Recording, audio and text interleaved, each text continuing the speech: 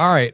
Tonight, the Middle East is on fire, and the justification for this war in Iran is still evolving. President Trump says that the U.S. and Israel struck Iran because it was imminent, but within 48 hours, stated objectives have shifted, and those have raised new questions about what this war was actually meant to accomplish in the first place. So let's break it down. Break it down. Break it down. Break it down. Okay. So the U.S. and Israel launched coordinated strikes on Iran. 6 American service members are dead.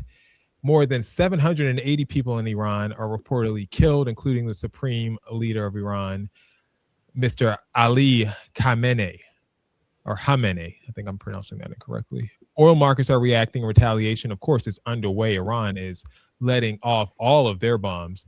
I mean, it's pretty crazy. And here's where it gets complicated, because the reason for this war has shifted more than once. At first, President Trump said that this was preemptive, that Iran was preparing to attack the U.S. and the U.S. moved first. And then the objective kind of expanded: prevent a nuclear weapon, destroy missile silos, sink the Iranian Navy, eliminate terror proxies, and at one point, encourage regime change. So the question becomes, what does victory kind of look like? And if this was stopping one imminent strike, that's one mission. But, you know, all these other things that I named are a completely other story. Now, layer in this: reports that more than 100 U.S. service members have filed complaints alleging that some commanders described the war as part of a quote-unquote divine plan.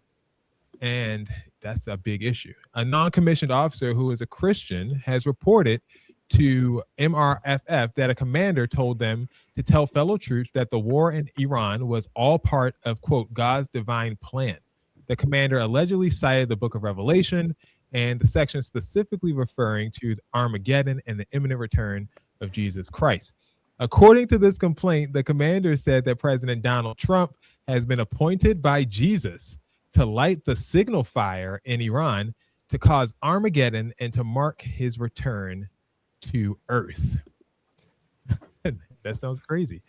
Geopolitical forecaster interviewed this week predicts that this conflict could be long and strategically designed by Iran to exhaust American munitions, supply lines, and political will. But he also offered up some reasonings as to why this is all happening in the first place. And he doesn't rule out religious Armageddon altogether. And that thing that we just told you about sounds crazy, but he's saying that that's part of the deal.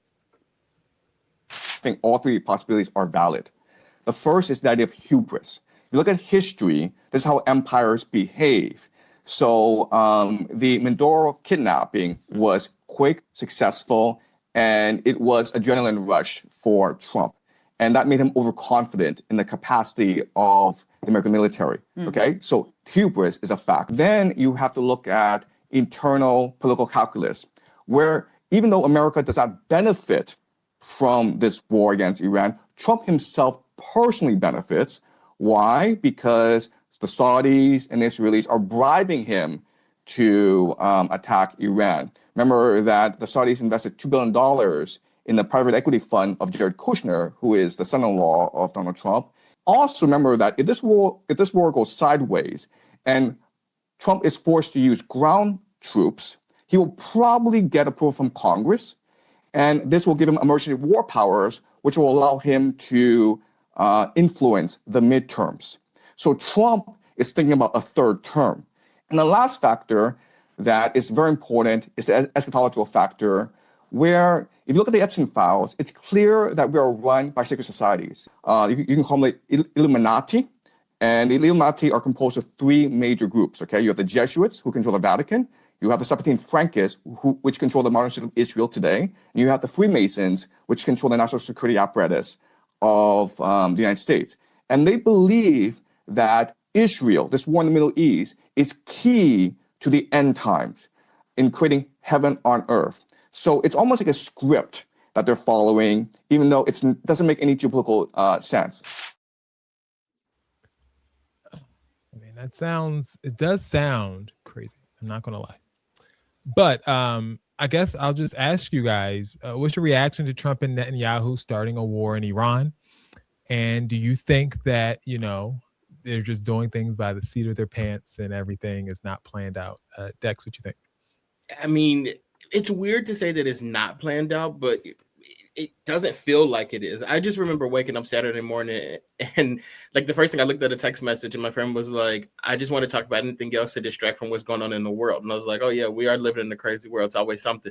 And then I go on social media and I'm like, oh, it really is something. It's just like, to me, it just feels very random.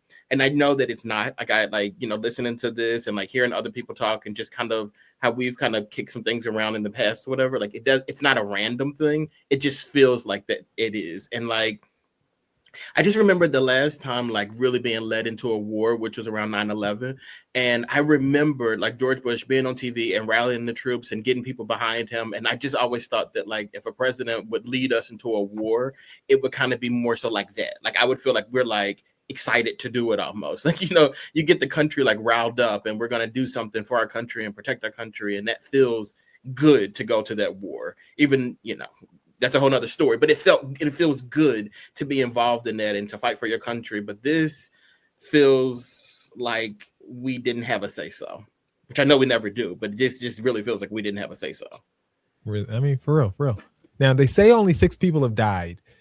Is there any way with this administration that you guys think that we can trust the numbers that are coming out as far as casualties, damages, and stuff like that? Or do you think that the Trump administration is just going to put forth this idea that we're just obliterating the competition? Because that seems like what they've been doing so far. I mean, across the board, like with anything, like with job performances, with like we're winning at everything, right? Market, like grocery prices, everything is perfect. Like we're not doing anything wrong. So like I don't see this going any differently. Eric, what you think? No, he's definitely going to fudge the numbers. We're never going to know the true numbers of casualties that really are dying. We're never going to know the true number. We're not even going to know who's losing or winning. Exactly, not at all. And that's the hard part, because we're in an administration that's so hardlined and become such a force and wanted to. And look, Paramount just bought Warner Brothers, right? So now Paramount pretty much owns like 70% of all public traditional news media outlets at this point. It's crazy. Remember that when that was like frowned upon? It was like you can't have a monopoly. Oh yeah. Now everybody has a monopoly. Yeah, because okay. The rich people are supporting who they want to support because they know that person will get them what they need. That's what it is. Ty's, any thoughts to add before we get out of this one? Oh, there he goes. Oh, Ty. Look at Ty. Okay, Ty. We'll place you with you. There you go. Ty, anything to add about this war in Iran and the haphazard way things being? Sorry, I'm like all befuddled. I don't know. It's can you guys hear me? Yeah, I can hear you. Oh, yeah. It's one of those things, right? I mean, one of the big things that that was coming out during the election is that these are the things that Kamala Harris would do. She would plunge us into war specifically with Iran. She would do. It's actually directly out of their playbook, so it's not a surprise where they'll scare you by saying all these things these other people are going to do, and then they'll just do it, and then say this was a good idea. This is what we wanted all along. This was the plan. And then the supporters sit back and go, yeah, I guess this was the plan. And it's this weird paradox. I'm sorry, these glasses are like really throwing me off. It's this weird paradox we're always in, where they can literally do whatever they want and still get support. I was slightly disengaged because of like just the level and the amount, the volume, that's what I'm looking for, of things that keep happening with this administration. So I wanted to do at some point a deep dive to really get some reactions from actual Trump supporters to see, like, are they in agreement with this? And because if they are, oh my God, like he can literally do anything, because this was literally one of the biggest things that they were saying Kamala Harris would do. One of the biggest reasons why they were saying that, aside from the economy, which is also awful, and gas prices went back up. If y'all noticed that. Oh yeah, have we noticed? Them things. 48 hours the gas prices went up. Yeah, them things surged. I like it was Sunday night and on the side. And I was like, oh, I'm too tired. I don't want to get gas right now. I'll just get it in the morning. In the morning, 30 cents a gallon more. Should have got it that night before. But anyway, this was one of the biggest things they said she would do, and it's the stuff that he's doing. So I'm just curious, like, what can he do to lose support from these people? I'm just really wondering. We'll explore that a little bit more later. All right. They're war in Iran. We pray for all the soldiers that are over there. Bill is safe, just so you guys know. He's not over there. He's just asleep right now. So we'll catch up with him, our resident Army member, next time on Bros Talk.